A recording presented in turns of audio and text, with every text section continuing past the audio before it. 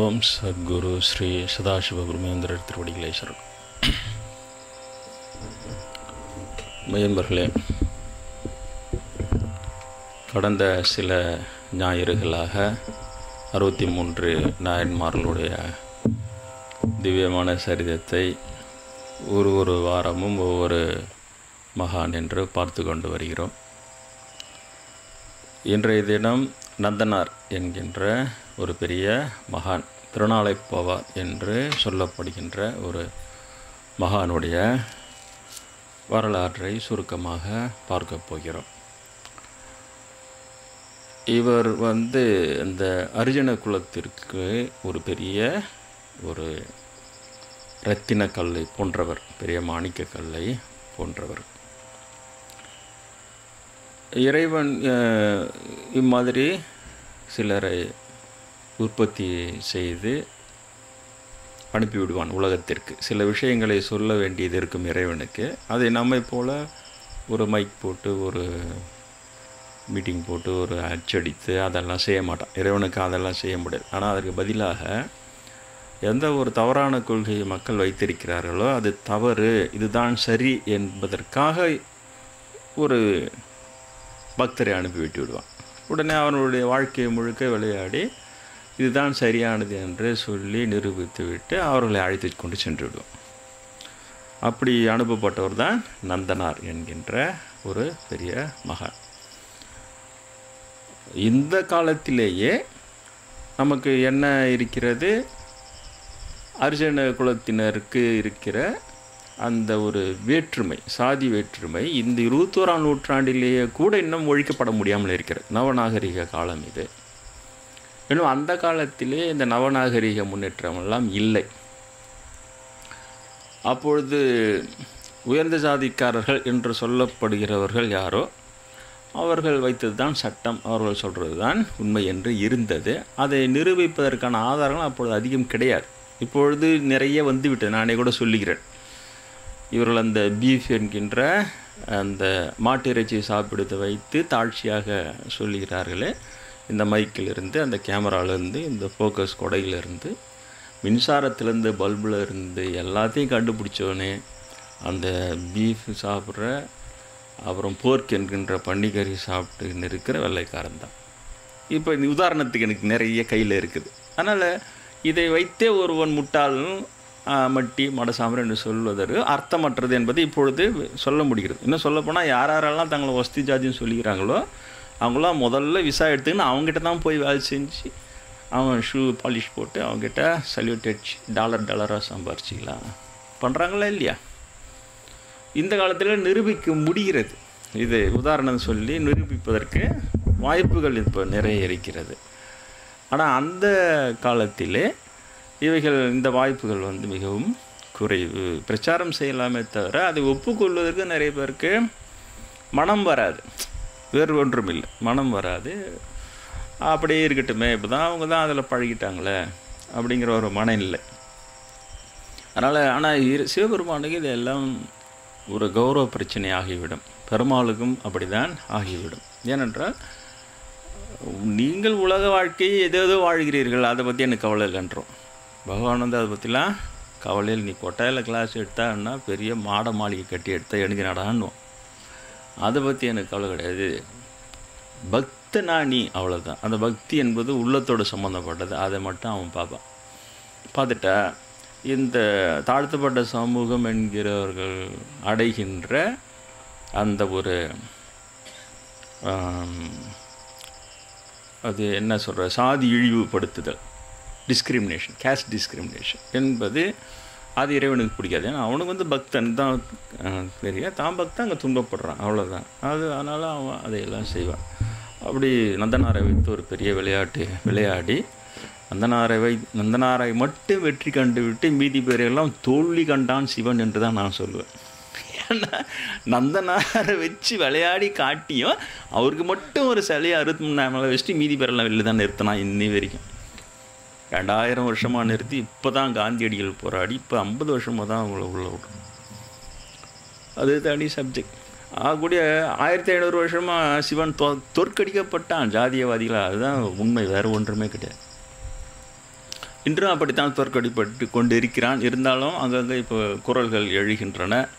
இப்போ நான்லாம் அரிஜன கொடியில் இல்லை, ஆனாலும் நான் அது ஆதரித்து பேசுகிறேன். குருநாதர் இன்னும் பிராமணரே அவரும் நந்தனாருடைய திருவடியை தலைமையில் வச்சுக்கிறேன்னு பேசுகிறார். அவ்வளோ பணிவாக பேசுகிறார். அவ்வளோ சாதி என்பது இல்லை அந்த இடத்துல. பக்தன் என்றால் அவ்வளோ மதிக்கணும்னு சொல்லுவார். அந்த அளவுக்கு இப்பொழுது வந்துவிட்டது நவநாகரிக காலத்தில். இன்னும் இருந்தாலும் பிற்போக்கு எண்ணம் முடியவர்களும் இருக்கிறார்கள். ஆனால் அவங்க அதெல்லாம் முடியாதுன்னு சொல்லிக்கினே தான் இருப்பாங்க. ஆதனூர் என்கின்ற ஒரு ஊர் இருக்கிறது சோழ நாட்டிலே. அதிலே அரிஜன புலைப்பாடி என்று அரிஜனர்கள் வாழ்கின்ற அந்த ஒரு இடம். அதிலே இவர் தோன்றுகிறார், நந்தனார் அவருடைய அப்பா அம்மா பேரோ அதை பற்றின குறிப்பெல்லாம் இருக்காது, அதிகமாக இல்லை. அவர்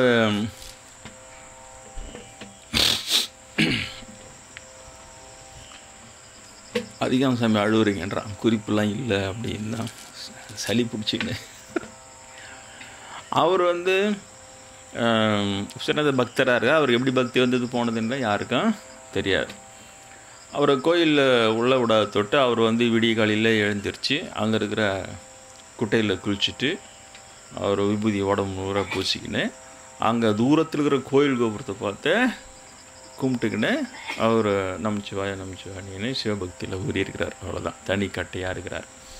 இயற்கையிலேயே அவருக்கு சிவபக்தி இருக்கிறது. அவர் எந்த புரட்சியும் செய்யலை, ஜாதி எதிர்த்து புரட்சியெல்லாம் செய்யவே இல்லை. அவங்களுக்கு அதெல்லாம் போகவே மாட்டாங்க. இருக்கிற உலக வாழ்க்கையில் அதே பணிவாக இருந்துக்கின்னு அவங்க பண்ணி சிவனை எண்ணிக்கொண்டு சென்று விடுவார்கள். அதே போல் அவர் சிவனை எண்ணி கொண்டு வாழ்ந்து கொண்டிருந்தார். அவரால் முடிந்த தொண்டுகள், கோயில் உள்ளே போக முடியாது, கோயில் உள்ள போய் கருவறையில் எதிர்க்க நின்று வழிபட முடியாதுன்னு நடுச்சாதியினரை போல், அப்புறம் உயர்ந்த ஜாதியினரை போல் கருவறைக்கு போய் பூஜை பண்ண முடியாது, இங்கெல்லாம் பண்ண முடியாது. ஆனால் வெளியில் கோயில் குளம் வெட்டலாம், அது அவர் விருப்பமாக செய்வார். ஒரு கோயில் சின்ன கோயில் இருந்தாலும் ஒரு குளம் வெட்டி கொடுக்கலாம். இது கேட்பார், இது வெட்டலாம் இல்லை சாமி, ஒன்று எங்களுக்கு ஒன்று அது வெட்டுறா அப்படின்வாங்க. அது ஒரு பெரிய பரிசு கொடுக்குற மாதிரி, வெட்டு உங்களுக்கு தான் லக்குங்க, அதை வெட்டி கொடுப்பார். அப்புறம் அந்த தாரை தம்பட்டையெல்லாம் வாசிப்பாங்க இல்லையா, இப்போ தான் அந்த பழக்கெல்லாம் எடுத்துட்டாங்க. அப்போல்லாம் நல்லா தாரை தம்பட்டை எல்லாம் வாசித்து எல்லாம் போனோம். அப்போ அந்த யாழ் இதெல்லாம் அந்த இசைக்கருவிகளுக்கு நரம்பு தானே இருக்கும், அது அந்த மாட்டு நரம்பில் தான் இருக்கும். அதனால் இவர் அதில் இருந்தால் அந்த கம்பி அருந்து விட்டால் அதை கம்பி கட்டி கொடுப்பது. அப்புறம் அந்த மோளம் அடிப்பாங்க இல்லையா, அதை டம்மன்னு பூஜை நேரத்தில். இன்னும் கூட இப்போ இல்லை, ஆட்டோமேட்டிக் மிஷினில் போய் சுவிட்சை போட்டுனா அதுவே அடிக்கிட்டு டம்ம அடி. அந்த தோல் எல்லாம் சரி பண்ணி கொடுப்பது, அந்த வாத்திய கருவிகளை செய்து கொடுப்பது. இப்படி அவர் எப்படி பார், எவ்வளோ புத்திசாலிப்பார். நம்ம என்ன பண்ணுவோம், குறை சொல்லிக்கிட்டே உட்காந்து இருப்போம். இன்னும் அவங்க மட்டும் வசதியா, நாங்களாம் என்ன இதுவா, இப்படியே போயிடும் நம்மளுக்கு. அந்த அறிவாளிகள் அந்த இருக்கிற வாய்ப்பை சரியாக பயன்படுத்துவான். ஏன்னா நீங்கள் அந்த நிலையிலுமே ஏதாவது ஒரு குறை இருக்கும். இப்போ நான்லாம் அரிஜினல் கிடையாது தான், ஆனாலும் எனக்கு கருவறையில் என்ன விட மாட்டான், போய் பூஜை பண்ணுறது விட மாட்டான். உடனே நான் இங்கே உட்காந்து அவங்கள பெரியவங்களா கருவறையில் விட மாட்டாங்களா அவனு சொல்லி நான் புலம்பினா தான் புலம்பினே இருக்க வேண்டியது தான் இல்லையா. கருவறையில் இருக்கிறவங்களுக்கு அவனுக்கு வேறு எதனா ஒரு பிரச்சனை இருக்கும் இல்லையா. பூசாரி வேலை செய்கிறவங்களுக்கு மீதி மற்ற பிராமணர்கள் பொண்ணு கொடுக்க மாட்டான் அவங்களுக்கு, அது ஒரு பிரச்சனை இருக்குது அவங்களுக்கு. அவன்னா வறுமையில் தான் இருப்பாங்க. அவங்களுக்கு என்ன பெரிய வருமானம் இருக்க போது, பெரிய திருப்பதி மீனாட்சி கூட பெரிய கோயில் இருக்கிறவங்களுக்கு வரைக்கும் தான் அவங்கள கொடுப்பாங்க. தெரியுதா, அது நம்மளுக்கெல்லாம் தெரியாது, அவங்களுக்குள்ளே சீக்ரெட்டாக இருக்குது சரியா. அது அவங்களுக்கு ஒரு குறையாகவே இருக்கும். நம்மளை பூசாரி சாதத்தில் போட்டான் பகவான், என்ன செய்கிறது அப்படின்னு சொல்லிட்டு இப்படி இருக்கும். இது எப்படி பார்த்தாலும் ஏதோ ஒரு குறை இருக்க தான் செய்யும். அந்த குறைகளை சரி பண்ணுறதுக்குன்னு வர மகான்கள் மட்டும்தான் அதை எடுத்து பேசுவாங்க. ஏன்னா அவங்க பேசும்போது துவேஷ புத்திலாம் இருக்காது, சமுதாய நன்மை மாத்திரமே கருதி பேசுவார்கள். மற்றவங்க என்ன செய்யணும், இருக்கிற வாய்ப்பை பயன்படுத்தி கொண்டு அதில் எப்படி புத்திசாலித்தனமாக பக்தி செய்யலாம், அதை தான் நந்தனார் செஞ்சார். ஏன்னா சிவன் முக்கியம் அவருக்கு, அவ்வளோதான். இது அவருக்கு ஒரு அற்புதமாக அவர் செய்து கொண்டிருந்தார். அவர் அந்த ஜாதி காரத்தினால கோயில்களில் விட மாட்டாங்க. அதனால் எந்த கோயில் போனாலும் தெருவிலேயே நின்றுக்கின்னு அங்கேருந்து எட்டி பார்த்தா நேராக மூலஸ்தானம் தெரியும். சில பெரும்பாலும் கோயில் அப்படி தான் இருக்கும். பெரிய பெரிய கோயில் தான் சுற்றுப்பட்டு மதில் வந்து மறைச்சின்னு இருக்கும். சாதாரண கிராமத்தில் இருக்கிற சின்ன சின்ன கோயில், சிவன் கோயில் எல்லாமே நீங்கள் வெளியிலேருந்து தெருவிலேருந்து பார்த்தீங்கன்னா நேராக மூலஸ்தானம் தெரியும். அங்கேருந்தே சாமி கும்பிட்டுட்டு அது வெளியிலேயே சுற்றிட்டு அப்படி அவர் வருவார். இதில் இன்னொரு ரகசியம் கூட இருக்குது. இறைவன் வந்து ரொம்ப பெரிய புத்திசாலி. அவன் வந்து இந்த சமுதாயம் எப்படி இருக்குதோ அதை டிஸ்டர்ப் பண்ணுறதே கிடையாது. ஆனால் அதில் தான் பக்தனுக்கு அதை ஃபேவரபுளாக மாற்றி விட்ருவான். அதை வந்து அந்த நிலையை ஃபேவரபுளாக மாற்றி விடும். ஒன்று வந்து இவருக்கு டிஸ்கிரிமினேஷன், கேஸ்ட் டிஸ்கிரிமினேஷன் இருந்தது, ஜாதி இழிவுபடுத்தல் இருக்கவே. இவர் வந்து இன்னொருத்தங்களை இழிவுபடுத்த மாட்டார் கண்டிப்பாக. அகந்தன்றது சுத்தமாக வேலை செய்யாதே. பேசும்போது துண்டு இப்படி வச்சுக்கின்னு ஐயா சாமின்னு தான் பேசணும், செருப்பெல்லாம் கைட்டி விட்டுணும், மேலே துண்டு போடக்கூடாது. இயற்கையாகவே போட்டெல்லாம் பணிவுன்ற இது பண்ண வச்சோன்னே மற்றவங்களுக்கு அடிமைத்தனமாக தெரியும். ஆனால் அந்த இறைவனை உணர்வதற்கு, அந்த அகந்தையை ஒழித்து கொள்வதற்கு அது ஒரு நல்ல வாய்ப்பு. விவேகானந்தர் கூட சொல்கிறார், நீ எங்கே அவமானப்படுத்தப்படுகிறாக அங்கேயே தொடர்ந்து செல்னு சொல்கிறார். அந்த இடம் தான் நீ பக்குவப்படுவதற்கு சரியான இடம் அப்படின்ட்டு சொல்லுவார். இப்படி அவர் வந்து அதுக்கு அது ஒரு வாய்ப்பாக பயன்படுத்திக்கிட்டான் என் சிவன் அவரை பக்குவப்படுத்துறதுக்கு. பக்குவப்படுத்துறதுன்னு நம்ம நினைக்கிறோம் திடீர்னு இன்றைக்கே பிறந்த நாளைக்கே நந்தி விலகி அப்படி வர்றதுலாம் இல்லை. அது ரொம்ப மெதுவாக தான் பக்குவப்பட்டு வரும். அப்போது ஒரு சீக்ரெட் உங்களுக்கு சொல்கிறேன். நந்தனாரை நீதி ஜாதிகாரம் தொட்டிருந்தான்னா நந்தனார் நிலை கெட்டு போயிருக்கும். அவருடைய புனித நிலை கெட்டு போய் உண்மை. இது நான் ஒரு தமாஷுக்கெல்லாம் சொல்லவே இல்லை. இறைவன் எப்படி விளையாடுறான் பாரு. தீண்டாமல் இருக்க தொட்டு இயற்கையாகவே யாரும் அவரை தொட மாட்டான். எப்படி செலக்ட் பண்ணான் பார் இல்லையா? மீதி ஜாதிக்காரங்களாம் ஒன்றா சாமியை தொடாத, அவரை தூரம் வச்சுன்னா அவரை தொடாதன்னு சொல்லணும். இவன் இயற்கையை அவரை தொடவே மாட்டான். அதனால் அவருக்கே தெரியாமலே அந்த ஹோலி வைப்ரேஷன் சொல்கிறாங்க இல்லையா, புனித உணர்வு அலைகள், அதை அழகாக அவருக்கு வந்தோடனே அந்த அலைகள் வந்து கெட்டு போகிறதுக்கு வாய்ப்பே இல்லை. ட்ரிபிள் ஒன்றா இன்க்ரீஸ் பண்ணி கொஞ்சம் அப்போ சரியாக இருக்கும் இருக்குது. அந்த ரொம்ப இன்க்ரீஸ் ரைட். இதுதான் இறைவன் விளையாட்டு, வேறு ஒன்றுமே கிடையாது. இருக்கிற சூழ்நிலையை பக்தனுக்கு சாதகமாக்கி விட்ருவோம். பக்தனுக்கு சாதகமாக்கிட்டா அப்படி தான் நந்தனார் வந்து செலக்ட் பண்ணிட்டான் சிவன். அவர் ஆனால் மீதி பேரெல்லாம் கடத்தேற்ற முடியல. ஆனால் அவனை தொட்டுன்னு பட்டுக்குன்னு தான் இருக்கிறான். இயற்கையாக அவரை தீண்டாமல் இருக்கிறார். அவர்கிட்டே போக வேண்டியதில்லை. அப்போ அவருக்கே தெரியாமலே அந்த புனித அலைகள் அவர் அற்புதமாக வளர்த்த ஒரு நிலை அது. இதுதான் முட்டாளாக்குறது, அறிவாளிகளை முட்டாளாக்குறது கடவுள். நான் சொல்லிக்கிறேன்ல, காளி எப்படி முட்டாளாக்கணா, காளியை வந்து காளிதாசனை வந்து எல்லாம் முட்டாளாக்கினானுங்க. ஆனால் காளி பூந்து யார் முட்டாளாக்கலாம் அவங்களெல்லாம் முட்டாளாக்கிட்டான். இது இறைவனுக்கு அது ஒரு பெரிய ஒரு விளையாட்டு இல்லையா? பல வகுப்பில் சொல்லியிருக்கிறேன். இளவரசி என்ன பண்ணால் பண்டிதர்கள்லாம் முட்டாளாக்கி தோக்கடிச்சு அவங்கள அரண்மனையில் பெருக்கு கூட்டு அவங்கள எல்லாம் வேலை வாங்கி அவன் அமைச்சின்னு இருந்தான். பண்டிதர்லாம் சேர்ந்து காளிதாசனை முட்டாள்னு கண்டுபிடிச்சி இளவரசியை முட்டாளாக்கிட்டான். ஏன்னா ஒரு அறிவாளி கல்யாணம் பண்ணிக்கணும்னு சொன்னாவ அவள் படு முட்டாளை கல்யாணம் பண்ணி வச்சுட்டு போயிட்டான். ஆமாம், பண்டிதர்லாம் சேர்ந்து. இப்போ ஒருத்தர் முட்டாளாக்கிற விளையாட்டு இது இல்லையா?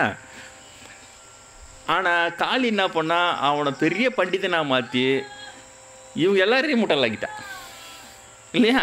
அவனுக்கு பெரிய முட்டாளை தான் கல்யாணம் பண்ணி வச்சு நினச்சின்னா பார்த்தா காளிதாசன் பெரிய பிரபலமாக உண்மையிலே பெரிய பண்டிதனை கல்யாணம் பண்ணி வச்சுக்கிறான். அவன் அதோட அழிஞ்சான்.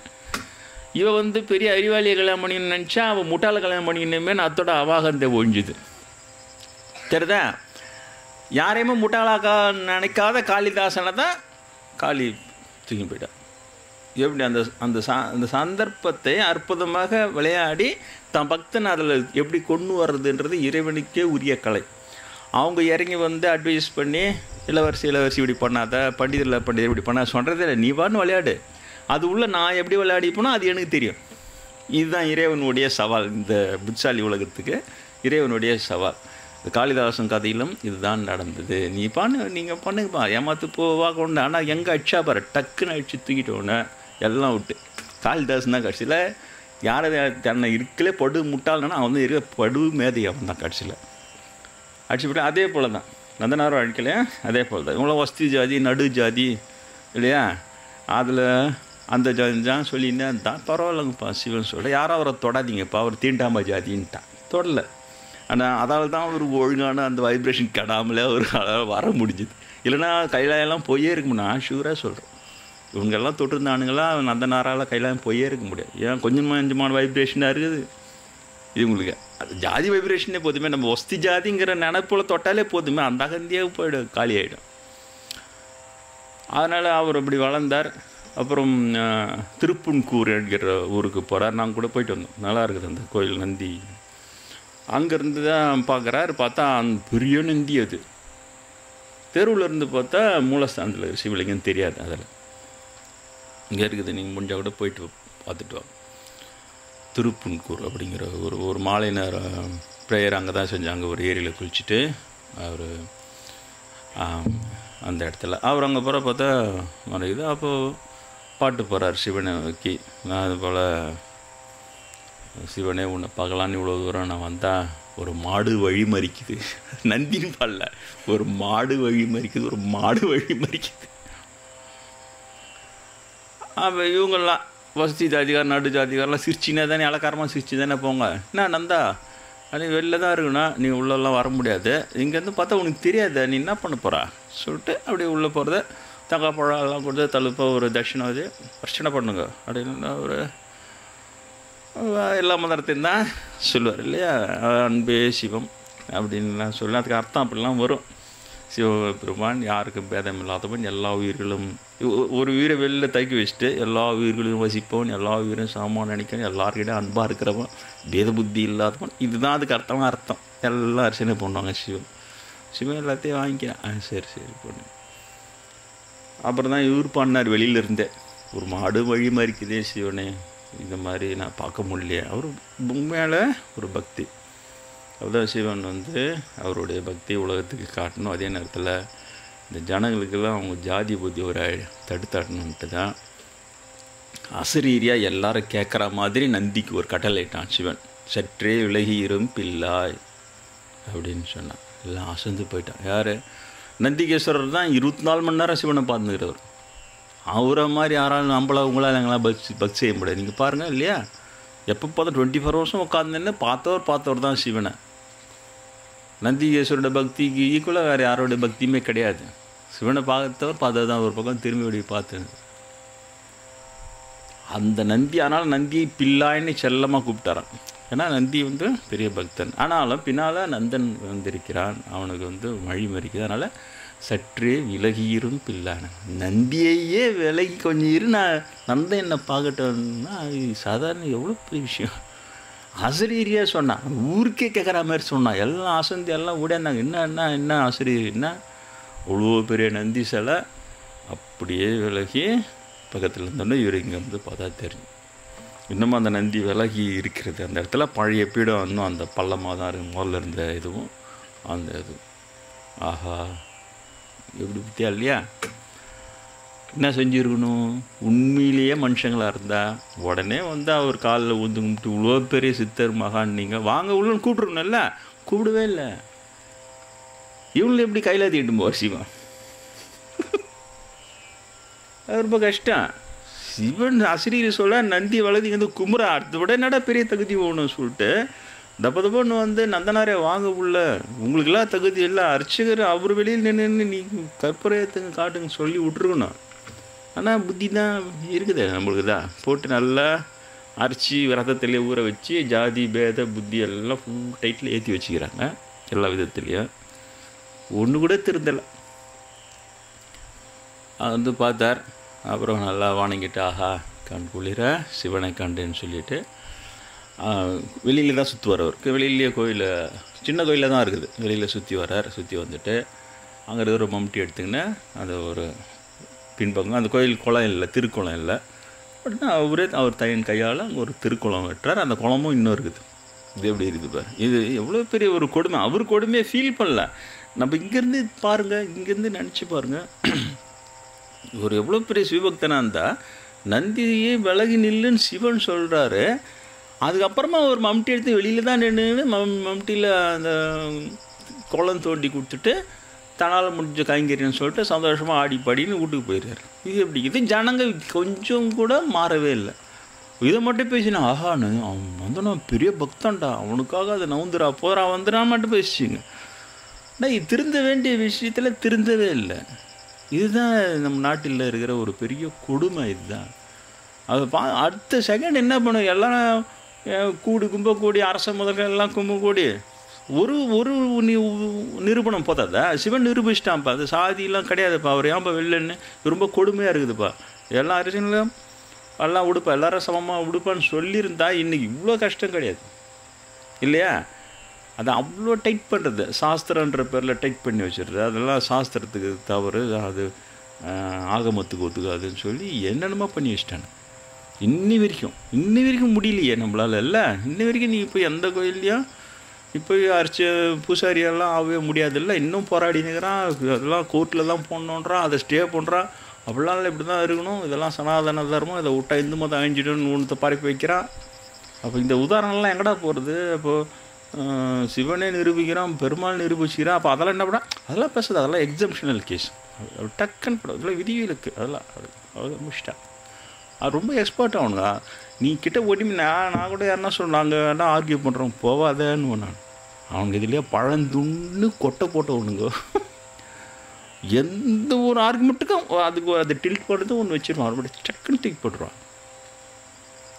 அதனால் அதுக்கிட்ட போவாதீங்க, உங்கள் அளவிலே புரிந்து கொள்ளுங்கள், இவ்வளோதான் நான் சொல்கிறேன். அப்போ அந்த ஒரு நந்தனார் திரும்ப இங்கே வந்துட்டார். அவர் ஒரு பிராமணர்கிட்ட கூலியால் வேலை செஞ்சுன்னு அவங்கவுங்களுக்கு படியாலெலாம் இருக்க பண்ணையார்கள். ஆக்சுவலாக பிராமணன்னா உஞ்ச விருத்தி செஞ்சு சாப்பிடணும். நாளைக்கு ஒவ்வொரு நாளும் போய் அரிசியெல்லாம் தானம் பெற்று வந்து அன்றைக்கி சமைச்சு சாப்பிட்டுட்டு 3 வேளை அவுபீசனை வளர்த்து யாகம் இது பண்ணி அப்படி வளர மட்டும்தான் பிராமணன். மீதெல்லாம் பிரஷ்டான், அதெல்லாம் கண்டிக்க மாட்டான். அதெல்லாம் இல்லை, பிராமின்னா அவனுந்தான் பிராமின், இவனுந்தான் பிராமின், எல்லாம் அப்படி போகிறது. அவங்களுக்கு இன்னும்போது அவங்க என்ன தவறு செஞ்சாலும் அதை கண்டுக்கூடாதுன்ற மாதிரி அது ஒரு சைக்காலஜி ஏற்படுத்தி விட்டான். ஒன்றுமே செய்ய முடியல, எதையாவது செஞ்சுக்க. ஆனால் மீதி பேரை இன்சல்ட் பண்ணுறியே, அப்படி கருவறைக்கு வரதுக்கு உனக்கு தகுதி கிடையாது சொல்லிவிட்டு அவமானப்படுத்துறியே எவ்வளோ பெரிய பக்தர்களையும். அது இன்னி வரைக்கும் ஒன்றுமே செய்ய முடியல. அதனால தான் இதெல்லாம் அதிகமாக சொல்ல வேண்டியது இருக்குது. அவர் வந்தார், அவர் பிராமணர் பண்ணையார், அவர் பேர் எப்படி பார் பண்ணையாராக இருந்துக்கின்னு அது உங்களுக்கு சாஸ்திரம் பிரகாரம் விவசாயம் செய்தும் பண்ணையாராக இருக்கிறதுக்கும் 3வது சாதியினர் அவங்களுக்கு மட்டும்தான் ரைட்ஸ் இருக்குது. வைசிய குலத்தை சார்ந்தவர்கள் செட்டியார்கள் அவங்களுக்கு மட்டும்தான் இந்த ரைட்ஸ் இருக்குது, தவிர பிராமின் போய் அதெல்லாம் செய்யக்கூடாது. ஆனாலும் அதையும் செய்வாங்க. அவங்க பிராமின் அதை கண்டுக்க மாட்டான். அவங்க பிராமின் என்ன பண்ணால் கூட கண்டுக்க மாட்டான். பால் நல்லாகிறான், அவ்வளோதான் விடு. அப்புறம் அவர்கிட்ட இவர் வேலை செய்கிறார். வேலை செஞ்சு எல்லாம் பண்ணுறாரு. நந்தனாருக்கு நந்தி வளர்க்கறது அவர் காதில் விழுந்தா எப்படி இருக்கும்? அவர் ஏற்கனவே பிராமின் அவர் இல்லையா? அதில் இப்படி ஒரு தேல் வேறு கொட்டி போச்சு. அப்போ எவ்வளோ கட்டுன்னு இருக்கு. என்னன்னா எந்த அளவுக்கு அவங்கள இழிவுபடுத்த முடியுமோ அப்படி தான் பண்ணுவாங்க. அவங்க பாவம் அந்த மாதிரி இப்போ எப்படி இருக்கிறாங்கன்னு தெரியல. அந்த காலத்தில் இன்னும் அந்தளவுக்கு ஒரு கடுமையாக கொடூரமாக இருக்கும் இந்த ஜாதி வெறுப்பு அவங்க காட்டுறதெல்லாம். ரொம்ப லைட்டாகவே அது ரொம்ப கேஷுவலாக செஞ்சுட்டு போயிடுவாங்க. அதான் அவங்கக்கிட்ட ஒன்றுமே செய்ய முடியாது. அவங்கக்கிட்ட போய் அட்வைஸ் பண்ணவும் முடியாது, ஒன்றுமே செய்ய முடியாது. அது மாதிரி அவர் நந்தனாரை போட்டு வாட்டி வதக்கி எல்லாம் ஏகப்பட்ட வேலையை கொடுத்து எல்லாம் பண்ணி அவரும் அதெல்லாம் செஞ்சு ஆண்டேன்னு தான் கூப்பிடுவார். ஆண்டே என்ன ஆண்டவான்னு அர்த்தம், ஆண்டே அப்படின்னு. என்னடா ஒரே ஒரு தடவை போய் சிதம்பரம் கோயில் நடராஜரை பார்த்துட்டு வரணும். அவருக்கு தெரியாது சிதம்பரம் நடராஜர் கோயில் எத்தனை சுற்று மதில் இருக்குது, வெளியிலேருந்து பார்த்தா நடராஜர் தெரியாது. இந்த தகவல்லாம் நந்தனாருக்கு தெரியாது. அவரே எந்த கோயில் மாதிரியே இருக்கும் பொழுது வெளியிலேருந்து பார்த்துக்கலாம். அதுக்கு உத்தரவு கேட்குறாரு அவர்கிட்ட, தாரும் ஐயா, நான் போய் நடராஜரை போய் தில்லை அம்பலம் தலம் ஒன்று இருக்குதான், அங்கே போய் எல்லோரும் ரொம்ப சிறப்பாக சொல்கிறாங்க, உண்மையிலே சிறப்பான தளம் தான் இல்லையா. நான் சமீபத்தில் கூட இந்த பகவத்கீதை முகநூல் எழுதினேன். எப்படி எனக்கு அங்கே இந்த பிரணவ அக்ஷரம் எனக்கு இறைவன் நேரடியாக காமிச்சான் சிதம்பரத்தில் அப்படிங்களெல்லாம் எழுதியிருக்காங்க. படிங்க அதெல்லாம். அப்புறமா புத்தகமாக கூட போட்டு கொடுப்பாங்க. ரொம்ப பெரிய புனிதமான தலம். அங்கே தான் எனக்கு நிறைய ஆன்மீக அனுபவங்கள் எல்லாம் அண்ணாமலையம்மன் சொல்லி அமிச்சாங்க. நீ பின்னால் ஞானியாவா எல்லாம் அந்த ப்ராசஸிங் அனுபவங்கள்னு ஏற்பட்டது எனக்கு சிதம்பரத்தில் தான். நிறைய ஞான அனுபவங்கள். அது திருப்பதி மாதிரி நீ வேண்டிக்கு உண்டியலில் போட்டு அந்த மாதிரி பிரபலமாக முடியாது அந்த இடத்துல. அது கிட்டத்தட்ட திருவண்ணாமலை மாதிரி ஞான ஸ்தலம் மாதிரி தான் அதை உபயோகப்படுத்தலாம். சுற்றின்னு இருந்தால் நடராஜரை சுற்றின்னு இருந்தால் நிறைய கடவுள் அனுபவங்கள் நிறைய ஏற்படும். அந்த 4 வருஷம் அங்கே படிக்கவே பிஇ படிக்கவே எனக்கு அதெல்லாம் நிறைய ஏற்பட்டு. அப்போ இன்னும் எவ்வளோ பிரபலமாக இருக்கும். அப்போ கேட்குறாரு ஆண்டே நான் போய் அந்த நடராஜரை பார்க்கணும். அப்போ இவர் கிண்டலாக நாளைக்கு போகலான்டா படா, இன்றைக்கி கொஞ்சம் வேலை இருக்குது அதெல்லாம் செய்ய, நாளைக்கு போகலாம். இவர் ஒன்று நம்புவார். இதுதான் அந்த மனசில் ஏற்படுகிற அந்த சைக்காலஜிக்கல் டார்ச்சர். அதுதான் இவங்க கிட்ட ரொம்ப அதிகம். இன்னி வரைக்கும் கூட அதுதான் அதிகம். இவங்க ஏன்னா அவங்க உடம்பு பலகீனமாக இருக்கும். அவங்க நேர இதில் போட்டு டார்ச்சர் பண்ண மாட்டாங்க. ஆனால் இந்த சைக்காலஜிக்கல் டார்ச்சர் ஹெவியாக கொடுக்கும். அதெல்லாம் ஒன்றே செய்ய முடியாது. அவங்க இந்த ஊறி போச்சு அதுலேருந்து மீண்டு வர்றதெல்லாம் யாரோ ஒருத்தவங்க மீண்டு வருவாங்க. அந்த ஒருத்தவங்க மட்டும் மகான் ஆகிடுவாங்க. அவ்வளோதான். திரும்ப அவங்கள கேடயமாக வச்சுக்கின்னு சுற்றிலங்கிறவங்க அதே தான் பண்ணுவாங்க. அப்படி இருக்குது. நம்ம என்ன செய்ய முடியும் இல்லையா. நம்மள வரைக்கும் நல்லவனாகிறாங்களா பார்த்துப்போம், அவ்வளோதான். அவங்கள கேட்டால் இப்படி தான் சொல்லுவோம். உன்னை வரைக்கும் நல்லவனாகிறாடா போதுண்டா போடான்டுவோம். அதுக்காக நானே சொல்லிடுறேன். அவர் நாளைக்கு போகலான்டா அப்படின்னு சொல்லுவார். சரி குஷியாக இல்லை வேலையை செய்வார். உடனே திரும்ப அவருடைய இடத்துக்கு போகிறல வீட்டுக்கு அந்த அர்ஜுன காலனிக்கு போவார். அப்போ அங்கே அந்த பசங்களாம் கேட்கும், என்ன நந்தனாரே இப்போ சிதம்பரம் போக போகிறான்னீங்க அப்படின்னா. ஆண்டே கிட்டே கேட்டேன், நாளைக்கு போடான்னு சொல்லிக்கிறாரு, நாளைக்கு கண்டிப்பாக போயிடுவான்னு சொல்லுவார். அப்படியே நாளைக்கு போப்பாரியான்னு ஆமாம் பசங்க கிளுன்னு சிரிச்சின்னு போயிடும். இவர் மறுநாள் நம்பிக்கை எல்லா வேலையும் மறுநாள் செஞ்சுட்டு எல்லா வேலையும் முடிச்சுட்டு, ஆண்டே நான் இன்றைக்கி போகலாமா அப்படின்னு. என்னடா சொன்னேன், நாளைக்கு தான்டா போகலான்னு சொன்னேன், நாளைக்கு போடான்னு சொல்லு. கிண்டலாக ஆகிடும். நாளைக்கு கண்டிப்பாக போகலாம், கண்டிப்பாக நாளைக்கு போகலான்டா. தினமுமே இது நடக்கும். வருஷக்கணக்கில் அவர் நாளைக்கு போன்றதும் இவர் நாளைக்கு கண்டிப்பாக போக போகிறோம் நம்பிக்கை. நான் கண்டிப்பாக நம்ம நாளைக்கு போகிறோம் நம்புறதா. அதை பசங்கிட்ட சொன்னோடனே பசங்கள்லாம் சிரிச்சின்னு அதனால் எல்லாம் சேர்ந்து ஒரு நிக்நேம் வச்சுதுங்க. பசங்க வச்ச பேர் தான் நாளைக்கு போவார் வந்துக்கிறாரான்னு பேர் வச்சுதுங்க. அவர் நாளைக்கு போவார் இவர். அது கிண்டல் தானே. அது ஒரு கோயம் சொல்லிட்டு நந்தனார சிதம்பரத்தை அன்றைக்கி போகிறேன், நாளைக்கு போக சொல்லிடுறாரு ஆண்டே, நாளைக்கு கண்டிப்பாக விட்டுருவார், நாளைக்கு போகணும் அதான்டா நாளைக்கு போவார் இவர். அதுலேருந்து இவர் அங்கெல்லாம் தூரம் அதே நாளைக்கு போகிறாரு வர்றாரா, நாளைக்கு போகிற வர்றாரு. இது நாளைக்கு போவார்னு ஆயிடுச்சு இவருக்கு. அவருடைய பேரே நாளைக்கு போகிற அவ்வளோ கிண்டல். அவரும் நம்பிக்கையாக அதை விடாமல் இறைவனை பாடிக்கின்னு எல்லாம் பண்ணின்னு வரார். அப்புறம் இறைவன் திருவிளையாடல் செய்யணும்னு நினச்சா. அதனால் அந்த ஐருவாயாலேயே அதை சொல்ல வச்சா. அவர் இன்னும் ஒவ்வொரு கிண்டலாக அவர் ஆண்டே நாளைக்காவது போக முடியுமா அப்படின்னா, டேய் இன்றைக்கி ராத்திரியே ஏரோட்டி, ராத்திரியே இது நடவு நட்டு, ராத்திரியே களை பறித்து, ராத்திரியே அறுவடை பண்ணி, எல்லாத்தையும் அறுவடை பண்ணி மூட்டையை அடுக்கி வச்சிட்டின்னா நாளைக்கு போகலான்டா. நீ இவ்வளோ கிண்டல் பாரு தெரியுதா. இன்றைக்கே வயல்லாம் உழுது, இன்றைக்கே நாற்று விட்டு, இன்றைக்கே நடவு நட்டு, இன்றைக்கேன்னா அவ்வளோ நக்கல் கிண்டல். நாளைக்கு போகலான்ட்டா. ஏன்னா இது எப்படி என்ன நடக்க போகிறது கிடையாது. அப்போ தான் இவருக்கு புரியுது. அது எப்பவுமே இந்த பக்தர் ரொம்ப முட்டாளாக இருப்பான். அவங்க நக்கல் அடிக்கிறவங்கள தான் அதிகமாக நம்புவான். அவங்க கிண்டல் அடிக்கிறாங்கன்னு தெரியாமல் அவங்கக்கிட்ட போய் ஏமாந்து கிடப்பான். இதெல்லாம் நிறைய நடக்கும். நான் கிட்டத்தட்ட அந்த மாதிரி பாதி மேலே அந்த மாதிரி தான். அவங்க கிண்டல் அடிக்கிறாங்கன்னே தெரியாது, ஆனால் அவங்களுக்கு சீரியஸாக பதில் சொல்லியிருக்கும். அப்புறம் தான் வேறு யாருன்னா நண்பர்கள் தான் தலையை தட்டாத குறைய அவங்க கிண்டல் அடிக்கிறாங்க அது தெரியாமல் பிரம்மேந்திரருக்கு பதில் சொல்கிற மாதிரி அவளுக்கு சீரியஸாக பதில் சொல்லிக்கிறாருன்னு சொல்லிட்டு ஒருத்தர் கேட்டார். அப்போ தான் தெரியும் அவங்க கிண்டல் அடிச்சு நிற்கிறாங்கன்றது. சீரியஸாக அவங்க கேட்டு பதில் சொல்லியிருப்போம். எனக்கு அதை பற்றி தெரியாது. எனக்கு ஒரு பெரிய விஷயமாகவும் இல்லை. அது மாதிரி தான் என்ன சாமிகளுடைய ஸ்டேட்மெண்ட் தெரியுது.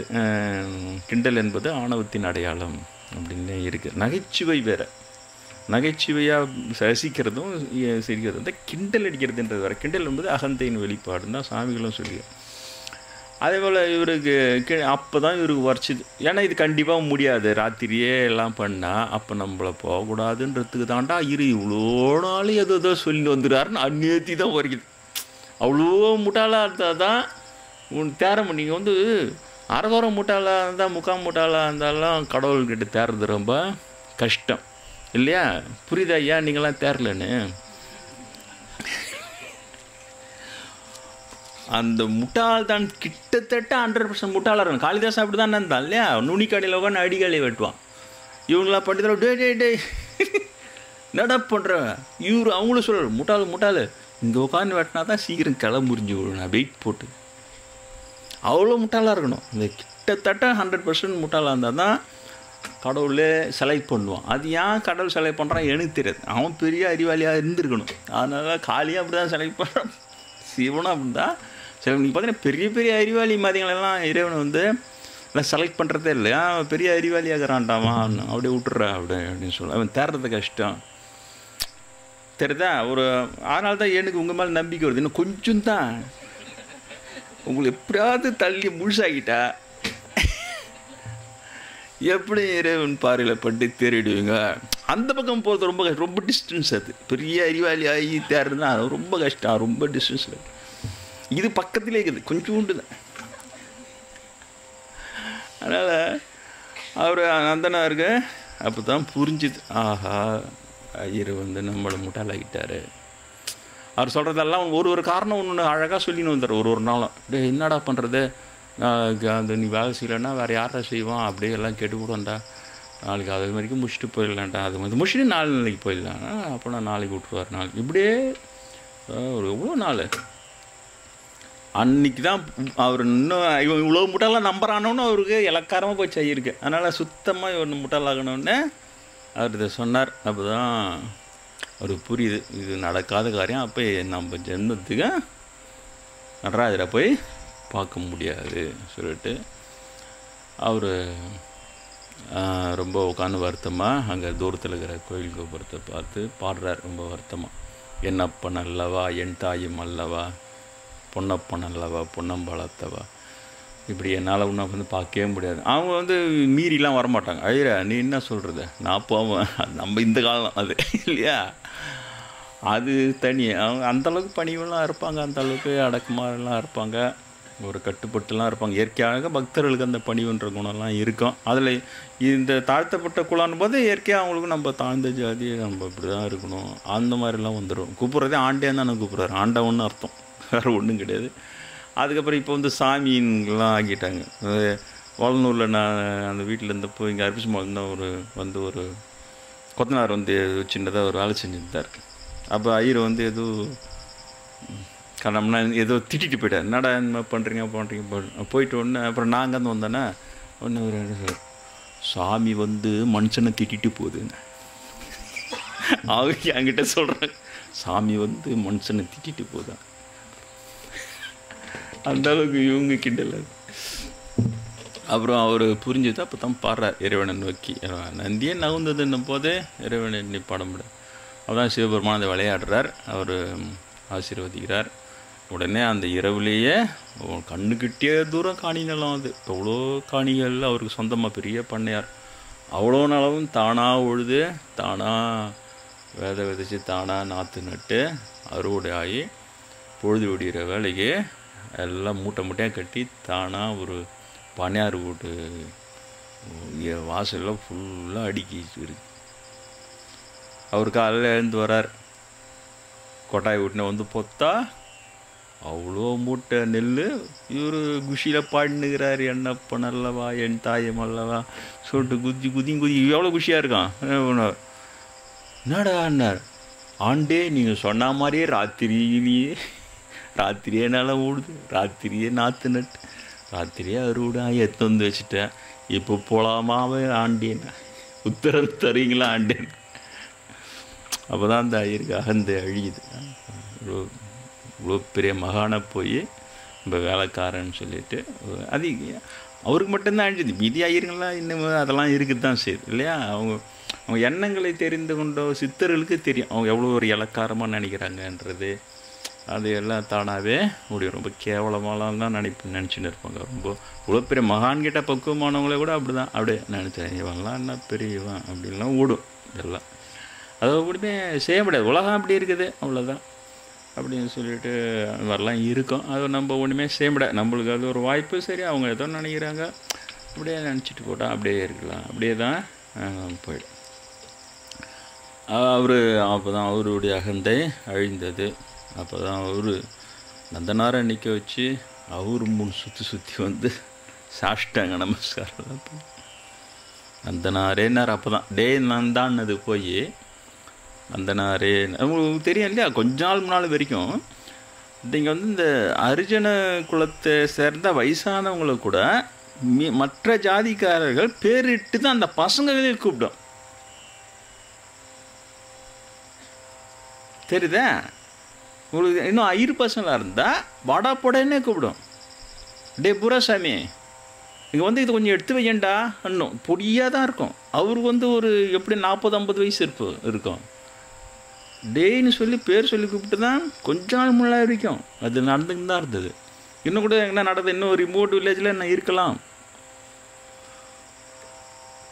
அப்போ அவரே பண்ணையாரே அவர் நந்தனாரை டே நந்தா தானே கூப்பிடுவார். அப்போ தான் முதல்ல மரியாதையோட நந்தனாரேன்னாராம். அப்போ தான் நந்தனாரே போய்வாரும் நந்தனாரே அப்படின்னு அவர் நந்தனாரை அவர் கிட்ட வச்சு கேட்டாராம். அது வரைக்கும் ஆண்டேன்னு இருந்தவர் இப்போ நான் போகலாமா ஐயரேன்னாராம். இப்போ நான் போகலாமா ஐயரேன்னாராம். அப்போ தான் வரிச்சுதான் இல்லைன்னா ஐயருன்னு கேட்குறான் நம்மளை. நான் பாரு தீண்டாமை குழந்த ராத்திரியிலே இறைவன் இவ்வளோ பெரிய விளையாட்டு விளையாடி இருக்கிறான். அதுதான் ஒரு வரிச்சு தான் இந்த வரைக்கும் ஆண்டேன்னு இந்த போகலாமா ஐயரேன்னு. அதுதான் போய் அவரும் சுற்றி வணங்கி போய் வர நந்தனாரே அப்படின்னு சொல்லி அவரும் ஒரு குஷி. அவர் அங்கேருந்து கிளம்பி நடந்தே போகிறார். அதுக்குள்ளே நந்தனார் இவ்வளோ சிறப்பாக இந்த நந்தனாரோட பெருமை ஊர்வலம் பரவாமல் இருக்குமா? அவர் எப்போ அந்த நந்தி எப்போ விளக்கிச்சு அப்போயே அவர் சுற்றி ஒரு கூட்டம் இருந்துக்கினே இருக்கும். அவர் எப்போ போனாலும் அவர் பின்னால் ஒரு கும்பல் போயினே இருக்கும். நந்தனாரே சிவபக்தி எனக்கு சொல்லிக் கொடு. அது என்ன சிவன் எப்படி கொடுக்குறான் அந்த நந்தியை? அவர் வேலை செஞ்ச நேரம் போவா கூட்டம்தான் அவங்களுக்கு அந்த சிவன் கதையெல்லாம் சொல்கிறது, சிவனுடைய பெருமையெல்லாம் சொல்கிறது, இப்படியே தான் அவங்க வாழ்க்கை இருக்கும். அவங்க வாழ்க்கையில் சந்தோஷமே இதில் தான் இருக்கும். மீதி எதுவுமே அவங்களுக்கு வந்து ஒரு சுவையில் தட்டாது. அந்தளவுக்கு ஊறி போயிடும். வேறு ஒன்றும் இல்லை, அது ஒரு போதை மாதிரி அந்த சிவபக்தியும் மீதி இது. அதுக்கு முன்னால் மீதி விஷயம்லாம் சின்னதாக போயிடும். அப்புறம் நந்தனார் போகிறார். அவர் போக அவர் பின்னால் எல்லா கூட்டமும் போது சிவபெருமானுடைய புகழ பாடிங்கன்னு அரகரான்னு கோஷத்தோடு எல்லாம் போகிறாங்க நேராக. அப்புறம் அவங்க கொஞ்சம் தூரம் தான் போவாங்க. அதுக்கப்புறம் ஏன்னா சிதம்பரம் வரைக்கும் போனோம் இல்லையா, அதுக்கப்புறம் அவங்க திரும்பிட்டோன்னா அவர் தனியாக போகிறார். சிதம்பரம் வரைக்கும் நான் வந்து தனியாக போகிற வழியில் இருக்கிற கோயிலெல்லாம் வெளியிலேருந்து தரிசனம் பண்ணின்னு போகிறார்.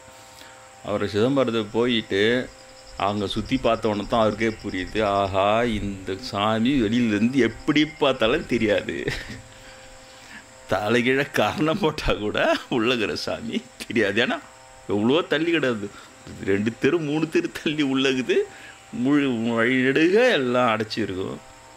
இங்கே ஒன்றுமே செய்ய முடியாது. அன்றைக்கி ராத்திரி வந்து அந்த சிதம்பரத்தை சுற்றி வந்து ஒரு தெரு ஓரத்தில் படுத்துக்கினேன். அப்போல்லாம் இந்த மாதிரி காரு பஸ்ஸு அதெல்லாம் கிடையாது இல்லையா, எங்கன்னா தென்னியில் படுத்துலாம் தெருவத்தை படுத்துலாம் யாரும்.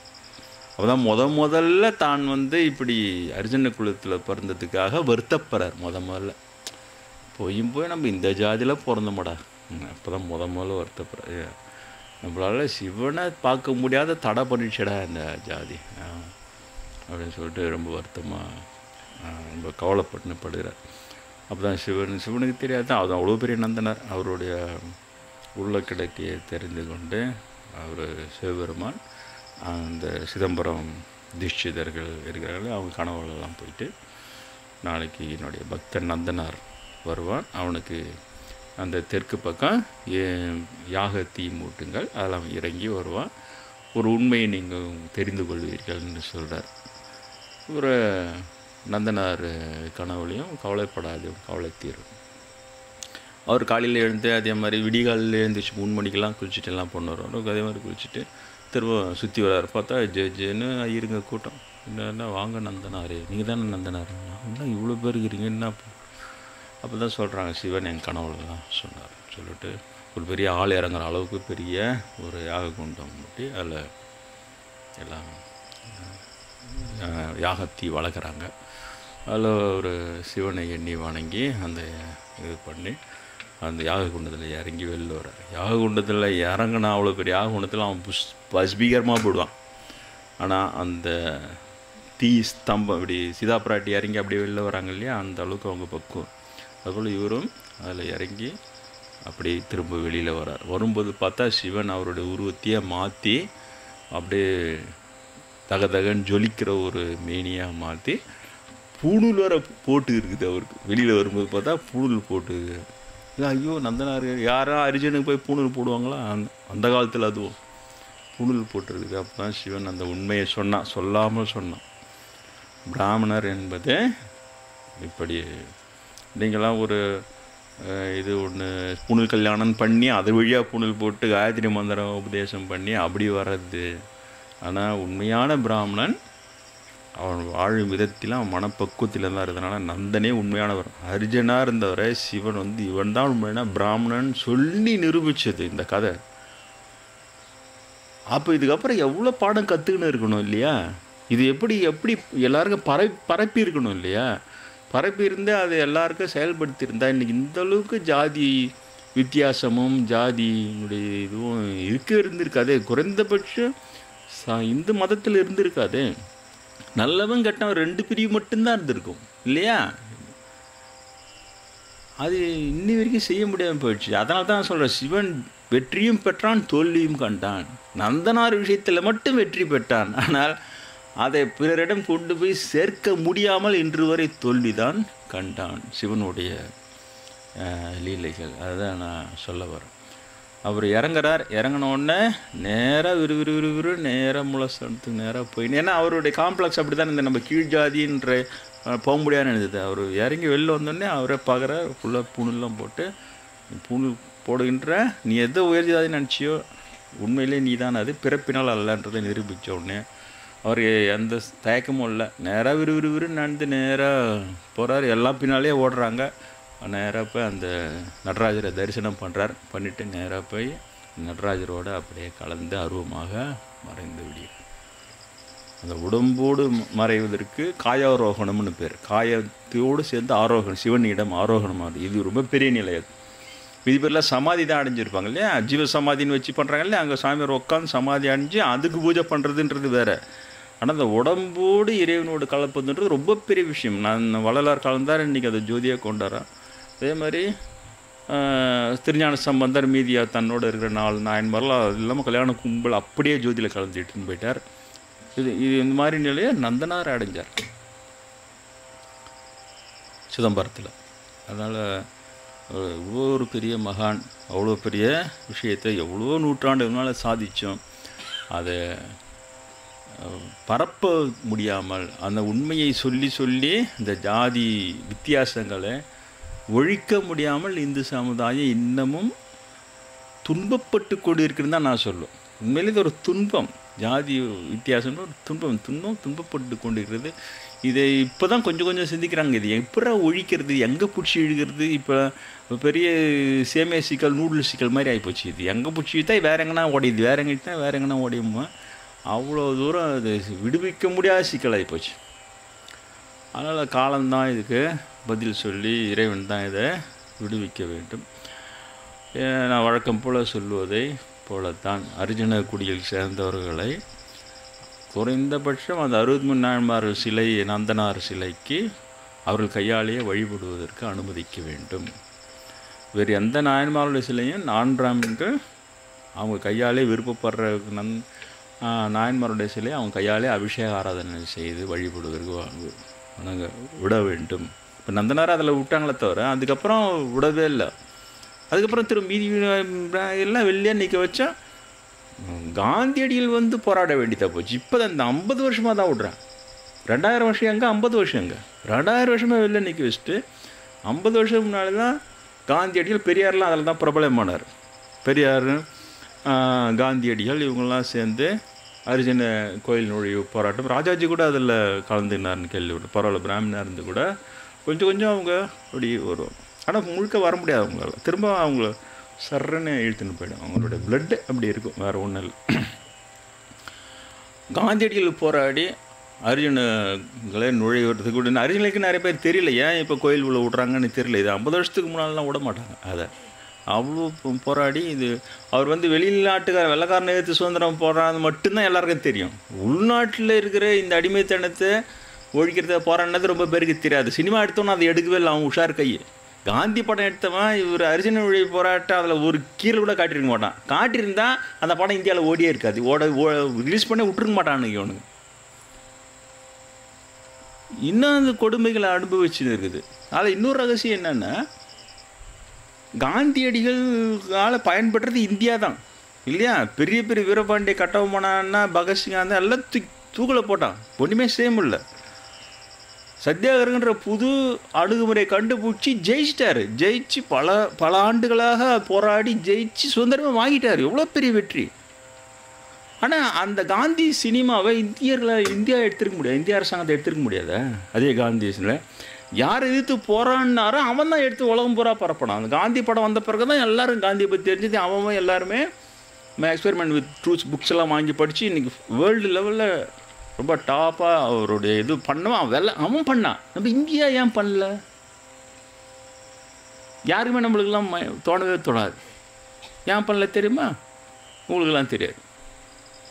இது எனக்கு ரொம்ப நாளாக யோசனை. என்னடா இது, இவ்வளோ பெருசாக காந்தின்றான், காந்தி ஜெயந்தின்றான், அவருடைய அமரன்னு கொண்டாடுறோம், இவ்வளோ பெருசாக பேசுகிறான். ஆனால் ஏன்டா இந்தியா, ஏன்டா இந்த சினிமாவை இதே ஒரு 25-30 வருஷம் முன்னாடி இந்தியாவை எடுத்துருக்க முடியும். இந்தியா எடுத்து இது உலகம் பூரா காந்தி, அங்கே காந்தி பெருமையை பாருன்னு எனக்கு ரொம்ப நாள் அந்த கேள்வி இருந்தது. இறைவன் தான் இந்த மாதிரி கேள்விக்கெல்லாம் விடை கொடுப்பானே. அப்புறம் தான் ஒரு புஸ்தகம், பெரிய பிரபலமான மடம் இருக்குது இல்லை நம்ம தமிழ்நாட்டில், அங்கேருந்து ஒரு புஸ்தகம் போட்டாங்க காளிதாசனுடைய இதெல்லாம். நான் காளிதாசனுடைய இது தமிழில் இருக்குதேன்னு அதுக்காக அதை வாங்கிட்டு வர சொன்னேன். அப்புறம் தான் இந்த மடம் போட்டதுன்னு எனக்கு தெரியும். அப்புறம் அதில் தான் இருக்குது இந்த மடத்தில். அதில் என்ன எழுதியிருக்கிறாங்க, இந்து மத சாஸ்திரப்படி ஒரு காவியம்னா அந்த காவியத்தினுடைய தலைவனா பிராமணன் தான் இருக்கணுமா, இல்லைன்னா சத்திரியா தான் இருக்கணுமா. மீதி 2 காஸ்ட்டுக்கு இதில் வைசியா சூத்ரா இவங்களுக்கெல்லாம் காவிய தலைவனா அவங்கள தலைமையாக வச்சு காவியம் எழுதக்கூடாதுன்றது சாஸ்திரமா. பழின்னு புரியுது. ஆஹா, புரிஞ்சிச்சு. ஏன்னா காந்தி வந்து வைசியா செட்டியார், அவர் குஜராத் செட்டியார், 3வது காஸ்ட்டில் வர்றார். புரியுதா? இப்போ ஏன் காந்தி வச்சு பாடல? ஒரு ஹிண்ட் இறைவன் கொடுத்தான், இதாண்டா அங்கே. இப்போது சாதாரண பாமர மக்களுக்கு தெரியாது இப்படி ஒரு சாஸ்திரத்தை எழுதி வச்சுன்னு. அதனால தான் காந்தி படமே எடுக்க விடாமல் அவரை ஹீரோவாக போட முடியாது. ஏன்னா போட்டால் சாஸ்திரத்துக்கு அந்த சாஸ்திரம் நம்மளுக்கெல்லாம் தெரியும். அவன் சீக்கிரட்டாக அந்த கீ பொசிஷனில் இவன் தான் இருப்பான். அப்படி அப்படியே அமுக்கு. இது எவ்வளோ பெரிய கொடுமை. இன்னும் இருக்குது. அது ஒன்றுமே செய்ய முடியல. இவங்களை மீறி இன்ன வரைக்குமே எடுக்கலை காந்தி படம். இன்ன வரைக்கும் நேஷ்னல் லெவலில் அதுக்கு நீ என்னடா எடுத்த, அதை விட நான் பிரமாதமாக எடுக்கிறேன்னு இன்னே வரைக்கும் முடியா எடுத்த. இதெல்லாம் எடுத்தாகணும். ஹரிஜனங்களுக்கு கோயில் நுழையிறதுக்கு அவர் போரான்னு எடுத்தாகணும். அடுத்தது அந்த ஜாதி 2000 வருஷமாக ஜாதி வெறியில் இருந்தவனுக்கு திடீர்னு ஒச்சி காந்தியை வந்து எல்லாரையும் உள்ளே விட்டாருன்னா அவனுக்கு குழுகுழுன்னு இருக்குமா? அதனால தான் பிராமின் கோஷை சுட்டு கொண்டதே அதால் தான். வேறு ஒரு காரணம் திருப்பிட்டானுங்க. அதுக்கப்புறம் பாகிஸ்தான் பிரியறதுக்காக இவர் அது மாதிரி சும்மா அதெல்லாம். பிராமினை யாராக போய் கொள்றான்னா அவன் சாதாரணமாக எப்பவுமே பிராமின் வந்து ஆள் வச்சு தான் கொள்ளுவான் இல்லையா. சங்கராமன் கொலை வழக்கெல்லாம் பார்த்தோம் நம்ம இல்லையா. ஆள் வச்சு தான் கொள்ளுவான். பிராமின் கொள்ளுனா பிராமினே நேரட்டாக கொள்ளவே மாட்டான். ஏன் அவன் மாட்டிப்பான், அவனோட ஜாதி பேர் ரிப்பேர். ஆனால் இதில் ரிஸ்க் எடுத்து காந்தியை கொள்றதுக்கு பிராமினே அனுப்புகிறான். ஏன்னா தவற விடக்கூடாது, பிராமின் அமிச்சா தான் துல்லியமாக செய்வான், பேர் கேட்டாலும் கொஞ்சம் பரவாயில்லன்னு சொல்லிட்டு. இதுக்காக தான் உயிரே இழந்தார் காந்தி. அவர் தான் ஹரிஜனங்களுக்கு வந்து ராமானுஜர் வந்து திருக்குளத்தார்னு பேர் வச்சுருந்தார். அதை தெரிந்து கொண்டு ராமானுஜர் இப்படி வச்சுருக்காருன்னு சொல்லிட்டு திருக்குளம் தமிழ் பேராக இருக்குது. அதனால் அதனுடைய ஹிந்தி மொழியாக்கம் தான் ஹரிஜன், திருக்குளத்தார். ஹரியினுடைய மக்கள்னு வச்சு ஹரிஜன்ற பேரை வச்சு ஒரு காந்தி தான். இது இல்லை, இது கூட பெரிய கொடுமை. இதை விட ஒரு பெரிய கொடுமை என்னன்னா, இன்னைக்கு அந்த காந்தியை சுட்ட கோட்சேகரான்ல அவனுக்கு நாங்கள் செலை வைக்க போகிறோம், அவனுக்கு கோயில் கட்ட போகிறோன்றான். தெரியுதா? இது வந்து நடுவு ஜாதியினருக்கும் இது அவன் வந்து பிராமின்ற தகவலே தெரியாது. எனக்கு முதல்ல ஒன்றும் புரியல. ஏன்டா நம்ம ஐயங்கார் உலகமாக நடிகர் போய் இவ்வளோ கோடிக்கணக்கில் செலவு பண்ணி காந்தி தான் மட்டும் கோட்சே தான் வசதின்னு ஏன் படம் எடுப்பானேன்னு. அப்புறம் தான் புரிஞ்சது கோட்சே வந்து பெங்கால் ஐயங்கார், அதனால் தமிழ் ஐயங்கார். காந்தி வந்து இவர் செட்டியார், குஜராத் செட்டியார். எடுத்தாரா படம் சூப்பரா? ஒன்றுமே புரியல உங்களுக்கு. எதில் நம்ம எங்கே வாழ்ந்துன்னுக்கிறோன்ட்டு. இது இன்னும் இப்போ நடந்துன்னுக்கிறது, இதில் தான் வாழ்ந்துன்னுக்கிறோம் நம்ம. அதனால தான் நான் அதிகமாக பேச வேண்டியதாக, அதிகமாக இது சொல்ல வேண்டியதாகுது. இது இதெல்லாம் எப்படி ஒழிக்கிறது? இதெல்லாம் இது தேவையே இல்லையே. அப்போ அந்த கோட்சே பிராமணா இருக்க தொட்டு காந்தியை வந்து இழிவுபடுத்தி நீ ஃபேஸ்புக்கில் எல்லாம் பார்த்தா காந்தி வந்து அவருடைய 80 வயசு, அவருடைய பேத்திங்க 2 பேர் அந்த தள்ளாத வயதில் நடக்க முடியாது, அவங்க தோல் மேலே கையை போட்டுன்னு நடந்து வர்றார். அதை அப்படியே ஃபோட்டோ எடுத்து போட்டு இந்த மாதிரி இளம் பெண்கள் தோளில் கை போட்டுன்னு வர்றாரு, இவரெல்லாம் ஒரு மகாத்மாவா ஸ்ப்ரெட் பண்ணுறான். அப்புறம் இந்த ஏன்னா வந்து கோரா ஃபோரம்னு ஒன்று இருக்குது, அதில் இருந்தேன். அதில் வந்து கோட்சே உன்னுடைய வாக்குமூலங்கிறதில்ல, நான் ஏன் காந்தி கொன்றேன்னா அவன் நியாயப்படுத்தி கொடுத்தான்ல, அதை கோர்ட்டு நிராகரிச்சுட்டு தான் அவனை தண்டனை கொடுத்தது. அது இங்கிலீஷில் அதெல்லாம் போட்டு பரப்பின்னு இருந்தானுங்க அதில். ஆனால் அதை எதிர்க்க போய் தான் எங்களுக்கெல்லாம் கிளாஷ் வந்துச்சு. எனக்கு இது மாதிரிலாம் நீங்கள் செய்கிறத தப்பு. கோர்ட்டு நிராகரித்த ஒரு வாக்குமூலத்தை போய் அது உண்மையான வாக்குமூலம் மாதிரி ஏன் பரப்புறீங்க? இப்போ காந்தி அங்கே இவன்னா கோட்சே என்ன காந்தி லைஃபுக்கும் கோட்சே லைஃப் எங்கே இருக்குது இல்லையா? சும்மா ஒரு கச்சடா பையன் நேராக வந்து புசு புசுன்னு சுட்டான். அவன் பிராமணரை தொட்டு அவன் வசதியாக இவர் வாழ்க்கை பூரா தியாகம் பண்ணி பண்ணவர். இவர் சொல்கிறான் இதை நம்பிக்கின்னு இந்த நான் பிராமின் குரூப் இருக்குதுல்ல, இந்த பிராமின் சூழ்ச்சியை தெரியாமல் இவனுங்களும் அதை வாங்கி வாங்கி இவனுங்களை பரப்புகிறான். சரி, நான் அங்கேருந்து வந்து பார்த்தா இப்போ ஃபேஸ்புக்கில் பார்த்தா அந்த வாக்குமூலத்தை அப்படியே தமிழாக்கி தமிழில் பரப்புங்கிறானு இப்போது. ஆஹா, அப்போதான் புரிஞ்சுது. அப்போ இதே மாதிரி தான் மலையாளம், ஆந்திரா, கன்னடம் எல்லா மொழியிலையும் டிரான்ஸ்லேட் பண்ணி பரப்பின்னு இருப்பானுங்க. அப்போ இது பின்னால் எவ்வளோ பெரிய ஒரு பிளான் பண்ணி வேலை செஞ்சுன்னுக்குறானுங்க பார். செஞ்சு ஜனங்க பாமர மக்களுக்கு அதுங்க கையில் கிடைக்கிறத அப்படியே நம்பிடும். அந்த அந்த அந்த சீப்பாக அவங்களோட அறியாமையை உபயோகப்படுத்தி தான் இன்னி வரைக்கும் கேம் ஆடினுக்கிறாங்க. அப்போ இந்த ஒரு அறியாமையை இப்போ ஜனங்க வந்து ஆராய்ச்சிலாம் பண்ணாது. ஒரு கோட்சேனுடைய ஸ்டேட்மெண்ட் பற்றியா அவன் சொல்கிறதுலேயும் ஒரு நியாயங்குதுப்பா இப்படி போக வச்சு அந்த கோட்சே இவனுக்கு போடுறது எங்கேயுமே கோட்சே பிராமின்றதே காட்ட மாட்டான், காந்தி நான் பிராமின்றதே காட்ட மாட்டான் பண்ணி. அப்போ அந்த எப்படியும் கோயில் கட்டுருவானுங்க. கோட்சே அஸ்தி எடுத்து வச்சுக்கிறோம், கோயில் கட்ட போகிறோன்னா இந்த மாதிரி இவ்வளோ கொடுமை நடந்துன்னு நம்ம கண்டேறி நடந்துனே நம்மளால் ஒன்றுமே செய்ய முடியல இன்னி வரைக்கும். காந்திக்கு எந்த நிலைமை நம்மளாம் எங்கே பூந்தி தான் நம்மளாம். காந்தி முன்னால் அவர் வாழ்க்கைக்கும் அவருடைய தியாகத்துக்கும் அவருடைய பெரிய நிலை அந்த உண்மை பேசுவது என்பதற்கும் அவர் முன்னால் நம்மளாம் சும்மா பூந்தி தான். காந்திக்கு இன்றைக்கி இந்த நிலைமை. ஏன்னா அவர் வந்து 3வது வருணத்தை சேர்ந்தவராக, வைசிய செட்டியாரை சேர்ந்தவராக, அதை பச்சையாக சொல்லாமல் அதை சாஸ்திரமாக வச்சுன்னா இறைவன் எனக்கு இறைவன் உதவி செய்கிறான். அதுதான் சொல்ல ஏன் திரும்ப திரும்ப நான் பக்தி செய்யுங்க, ஏன் பகவானை நம்புங்கன்றனா கடவுள் தான் எனக்கு இந்த தகவல்களை எனக்கு அமுச்சு கரெக்டாக என்ன உலகம் என்ன எப்படி நடந்துன்னுக்குது காட்டுறேன். என்ன வரைக்கும் தான் காட்டுறான் இறைவன். எனக்கு மட்டும்தான் நான் புரிஞ்சிக்க முடியுது தவிர அதிகபட்சம் உங்ககிட்ட பேசுகிறேன் அவ்வளோதான்.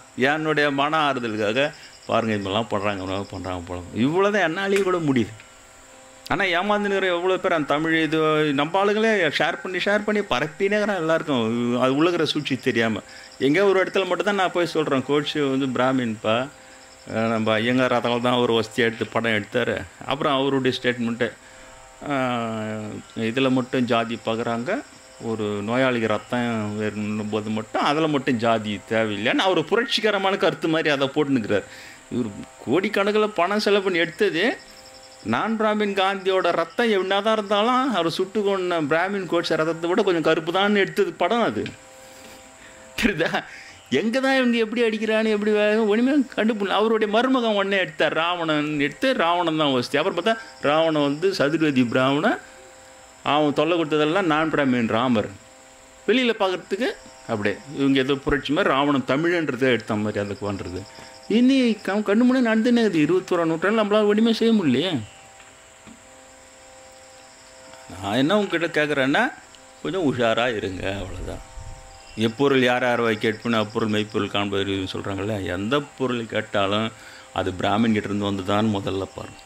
நான் சொல்கிறது எந்த புது தகவலும் புரட்சி தகவல் எது ஒன்றா இருக்கட்டும், அது பின்னால் நான் பிராமின் மூலமாகவே கூட உங்ககிட்ட வரும். அவனை பிடிச்சி கூட உனக்கு யாரா இதை கொடுத்ததுன்னு கேளு. அது ஆரிஜின் கண்டுபிடி. பிராமின் கிட்டேருந்து வந்திருக்கும். அது பிராமின்ட்டு வந்தோன்னா சுத்தமாக நிராகரி. இல்லைன்னா அவ்வளோதான். இன்னமும் இது நான் சொல்கிறது ஏதோ காந்தியை காப்பாற்றுறதுக்காகவோ பூந்தி தோன்றதுக்காக மட்டுமே இல்லை.